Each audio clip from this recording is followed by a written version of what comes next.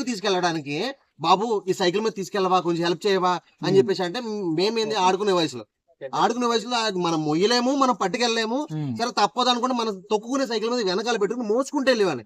కానీ జగన్ అన్న వచ్చిన తర్వాత ఇలాంటి వాళ్ళని చూసి, ఏది ఆయన పాదయాత్ర చేసినప్పుడు జనాలు ఎంత కష్టపడుతున్నారో చూసి ఆయన వ్యాన్లు పెట్టి డైరెక్ట్ ఇంటికి చేర్చాడు చూడు. నాకు అక్కడ పెద్ద అయిపోయినా నిజంగా. ఒకనొక రోజుల్లో రేషన్ షాప్ దగ్గరికి వెళ్తే ముసలి వాళ్ళు, బాబు ఇది తీసుకెళ్లి కొంచెం ఇంటికాడ పెట్టు బాబు అంటే వాళ్ళకి వెనకాల ముందు ఎవరు ఉండరు. వాళ్ళకి ఇచ్చే 10 కేజీల బియ్యాన్ని కూడా మోసుకుని వెళ్ళడానికి ఎంతో కష్టపడి వెళ్లే వాళ్ళని, వచ్చేవాళ్ళు రేషన్ షాప్ దగ్గరకు వచ్చే వాళ్ళని ఇది తీసుకెళ్లి కొంచెం మా ఇంటి దగ్గర పెట్టంటే ఎవరు పెడతారన్న? ఈ రోజున ఎవరు హెల్ప్ చేయగలుగుతారు? సరే ఒకళ్ళు చేస్తారు, ఇద్దరు చేస్తారు, మరి మిగతా వాళ్ళ పరిస్థితి ఏంటి? ఆ పరిస్థితిని చూసిన జగన్ వ్యాన్ పెట్టి ఇంటికి దింపుతానికి వెళ్ళాడు. ఇంటికి వస్తుంది, ఇంటిలో పెడుతున్నారు కూడా. పెద్దవాళ్ళు ముసలి వాళ్ళు అయితే వ్యాన్ దిగి వచ్చి ఇంట్లో కూడా పెడుతున్నారు. అంత మంచి పని చేశాడు. ఈ రోజున అది క్యాన్సిల్ చేస్తే పాపం క్యూలు కడుతున్నారన్న అక్కడ లైన్ నుంచి. అంటే 15 రోజులు ఇస్తారు కదా అంటే 15 రోజులు ఇస్తారు, సరే ఓకే. వాళ్ళు వచ్చిన వాళ్ళు మళ్ళీ ఇంకో రోజు వద్దాం అనుకుంటారా? లైన్ లో నుంచి తీసుకుని వెళ్ళిపోదాం అనుకుని లైన్ లో నుంచుకుని గాలి తగలకపోతుంటే ఇసురుకుంటూ ఇలా చేస్తున్నారు.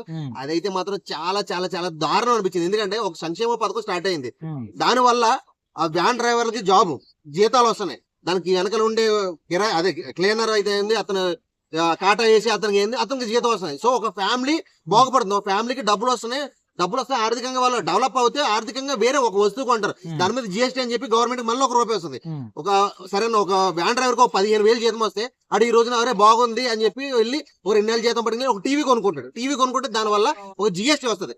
టీవీ యూజ్ చేయడం వల్ల దానికి కరెంట్ బిల్ అవుతుంది. కరెంట్ బిల్ ఏదో ఒక రకంగా గవర్నమెంట్ అనేది మళ్ళీ ఇన్కమ్, స్టేట్ డెవలప్ అవుతుంది, జనాలు డెవలప్ అవుతున్నారు. సో దీన్ని తొక్కేసి మళ్ళా ఫస్ట్ ఎప్పుడో మనం పోయిందాన్ని తీసుకొచ్చి దరిద్రంగా మళ్ళీ తీసుకొచ్చి పెడితే పేడ విరగడైపోయింది అనుకోవడం కాదన్న, పేడ తగిలింది అనుకుంటున్నారు ఆంధ్ర జనాలు. వీళ్ళు మాత్రం కేవలం పేడ విరగడైపోయింది జగన్మోహన్ అనుకుంటారు, కానీ నిజానికి పేడ తగిలిందిరా బాబు మాకు ఇది అనుకుని బాధపడే వాళ్ళు చాలా మంది ఉన్నారు. 100% అన్న. ఇప్పుడు మన ఆంధ్రప్రదేశ్ కి పేడ తగిలిందని అనుకోవాలి. అంటే మన జగన్మోహన్ రెడ్డి గారు కూడా ఇప్పుడు అది కూడా కార్యక్రమం మొదలు పెట్టారు. 4వ తారీఖున వెన్నుపోటు దినం కింద 4వ తారీఖున అంటున్నారు. అది ఖచ్చితంగా అది చెయ్యాలి. అంటే జనాలందరూ కూడా దాన్ని చాలా బాగా హైప్ చేస్తారు దానికి డెఫినెట్.